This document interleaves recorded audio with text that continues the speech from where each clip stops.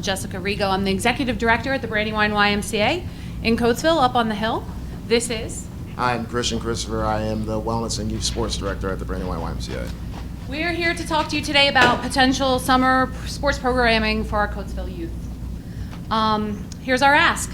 We are looking at park space in Coatesville, PA to facilitate a summer co-ed intramural sports series, programs for youth, and provide equitable access to all. We are doing this in collaboration with Coatesville Parks and Recreation, as well as the Coatesville Youth Initiative, and we are looking for some startup funding to cover our operating costs. The operating costs year one, probably about $3,000 to $3,500. Our why is to increase access to health promoting activities for the youth of Coatesville. We are looking to fill a large gap in accessible, equitable, and organized programming, bringing the YMCA into the city because we know that transportation is a barrier, cost can be a barrier, and we believe that our YMCA should be in service to our community. This includes identifying and overcoming barriers such as the ones I just spoke about, making sure that there's equitable access for all. Christian and I were at the Coatesville Youth Initiative Backpack Drive back in the end of the summer. We had a table with all of our Y stuff. We had a parent and a child come by the table, and the child was so excited, "Mom, look, there's basketball at the Y," and she grabbed him and said, "We can't afford that. Don't even look at that." We're like, "Wait, come back. Do you know that we have financial assistance? You can afford it." But a lot of people don't know that, and so we are looking, like I said, to bring the Y into the city. So part of our challenges are that they're coming fourfold: health, consistency, equity, and costs. For that, we want to provide our residents with necessities for healthy lifestyle, have consistent quality programming, remove those barriers of cost and transportation, and understand that cost is completely a barrier for quality youth sports programming, as you can see in the models there. So Coatesville has a limited supermarket access, so those areas are in the purple, if you can see it. And then also that we are high risk in these areas in red and orange for chronic conditions, and that's due to a lack of healthy promoting activities. So we have seen an increase in obesity since COVID at 19%, and our U.S. report card for the whole country is a D with physical activity, active transportation, and also school activity. So our solution is to provide growth. If you have an active community, you will do better physically, then also the youth will be able to thrive as well. We want to remove those barriers of cost, transportation, and also quality programming, and then also the equity part as well. Being that Coatesville is a very diverse community, and we have a heavy Hispanic, African American population, people of color, that those people have been left behind on the health sphere when it comes to having quality programming, and especially with youth and getting them involved in sports. And we just want to close that gap. So our benchmarking timeline. So far, we have already been in the planning process with our partners. That began February 6th. Our promotion of the project will be in February 28th, and our launch will be June 12th during the summer kickoff series that we're going to be trying to be part of. In the future, we're looking at year 2, having the summer series return. Year 3, be able to install pop-up fall and spring clinics and also intramural sports. And then year 4, to have it become year-round programming. So we're going to start small, build up, and build those foundations for success for our youth in our community. They'll also be broken up in different time frames for those that cannot be able to come through to the programs based on timing, being that cost and being transportation could be a barrier, but luckily our partners with the Parks and Recreation will be able to provide those park spaces for them to be able to walk back and forth to those areas. So our financials would be year 1, staff salaries and transportation begin around $3,500, and each year will increase to $500 full. That is because of the quality of programming will be increased, the participation will be increased, volunteers and staffing will increase as well. So each year that will be continually improving. Obviously, we're going to be having to have more expenses. Here's our team. Our esteemed Executive Director Jess Rigo at Brandywine YMCA, me, Christian, at the Brandywine YMCA as well, in the Wellness and Youth Sports.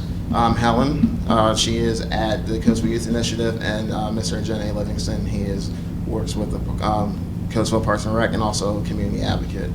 And here's our contact information if you have any other requests or if you have any inquiries about anything that we do and our missions in our certain branches, and also the mission here to bring healthy sports and equitable access to physical activity to the community.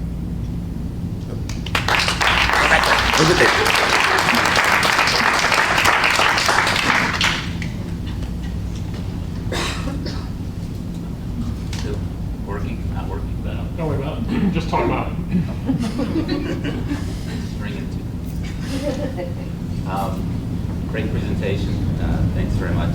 Just a couple of questions in regards to the summer program. So have you identified, parts of the city that might have some of these camps, or are you still kind of? Yes, it was in the presentation, sorry I glossed over that, Ash Park and also Abdallah Park. So they'll be on two separate ends, polar opposites, that will be able to be walking distance between the far end of the east end and the west end of the city. And how many kids are you targeting each summer? So we're going to try to target at least 60. So but out of the three age groups, so it will be 6 to 9, 20, 10 to 13, 20, and then, there's about 60 kids. And can you talk a little bit about your partners in terms of helping you all do the recruiting? Yeah, of course, yeah, great. So with the Parks and Rec, they're going to be able to provide the park space, right? Coatesville Youth Initiative is going to be we're going to try to do like a co-staffing. So there'll be a YMCA member and then a Coatesville Youth Initiative member, and then also use their service corps for volunteer mentorship opportunities. So since the cap is at age 14, those 15 and ups can come in, work, and also learn how to do leadership mentorships, anything. Especially those that want to work in youth development or want to coach or want to share their expertise and show that, hey, there's something for you to do outside of sports, and then also just give back. Christian, great presentation also, and especially the portion about, as you said, the older youth, coaching and counseling the younger youth, and developing leadership skills, et cetera, et cetera. Can you help me understand a little bit about the cost and transportation piece that you're going to do? How does that work? Okay. So with staffing, we would have our Y staff, paid staff, one at each park. We would take our Y van and load all of our equipment onto it and bring it down here. So there's a little bit of transportation cost that's incurred there in the form of gas, overhead with the van. And overhead, most of this cost for the overhead is staffing. Okay. And you're in the communities, and so it's in many cases walking distance. Yes. Like I said, we wanted to remove all barriers to access. We know not everyone can get to the Y, and cost is a factor too. So we really want to provide youth sport activity for kids in town. These kids need something to do. They need something positive to do with their time. And what better way than, hey, we're at the parks, come over and see us. Thank you. Christian, you had said you were looking to serve 60 kids, so is that 30 on each end? Yeah, it'll be about 30 on each end. Well, yeah. You're going to say you're going to do all three age brackets? On both ends. Yeah, right. So yeah, 20, 20, 20. And then, obviously the minimum will be 30, but we want to try to get the target of 60. That's the maximum we want to try to get. I love the partnership with the Coatesville Youth Initiative and getting the kids engaged in leadership roles. I think that's awesome. How will you differentiate? It's my understanding Coatesville School District has summer sports camps, and they're partnering with the Youth Network Partnership on those. How will you differentiate your program? Yours is completely free, no fees for them, and will it involve like lunch or is it a whole all-day camp or is it a half-day? So the differentiation will be, yes, it will be a free camp. Then it will be an hour block between each age group. That way that they're able to be provided with their evenly matched players kind of role, safety and everything else like that. We'll have snacks, we'll have water, everything, hydration stations that they'll be bringing in for them to be able to use. Being that it's only like an hour block in between, there's also safety parameters as well. So there's like going to be walking slips and make sure that they have an appropriate parent with them, and then make sure they're able to go back and forth, especially in the nighttime as well. So we'll be able to monitor them and watch them around those times, being that it's like an hour or so. And if they have a sibling or anything else like that, that goes into like another block, so say the 10 to 11 a.m. block, then obviously they'll be allowed to stay in the park, right, until they're able to move on to the next spot. And is it 5 days a week, or is it? So it'll be two. So it'll be Tuesdays and Thursdays during the week, and then one day on the weekend, Saturday. To give everyone the equal opportunity to be able to come. Like, if there's a morning block on Tuesdays, afternoon block on a Thursday, then morning block on a Saturday.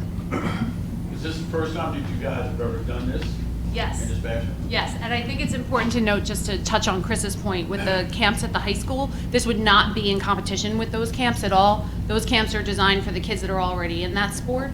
This, what we're thinking is like a true community access, like, oh, hey, they're doing lacrosse this week, let's go try it out. Or, hey, soccer's next week, did you know? And sign up in advance so that we know who we've got coming, and not designed in any way, shape, or form to compete with what's going on at the high school at all. Jim, I have just one last question. Yeah, thank you.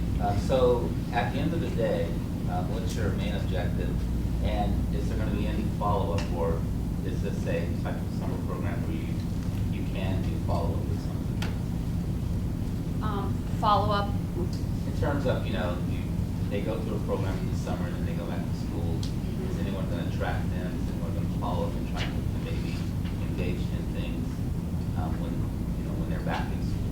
I think that's a great point. We try to do that now to a certain extent with the kids that we have in programming at the Y itself. Might pose a bit of a difficulty if they're not in programming at the Y. We would have to discuss actually with the Coatesville Youth Initiative, because they're fantastic at tracking their kids. We're going to be tapping into them as a resource a lot to identify kids for this program. So that's a great point, James, and we'll definitely take that back to Helen and see what we can come up with. Thanks.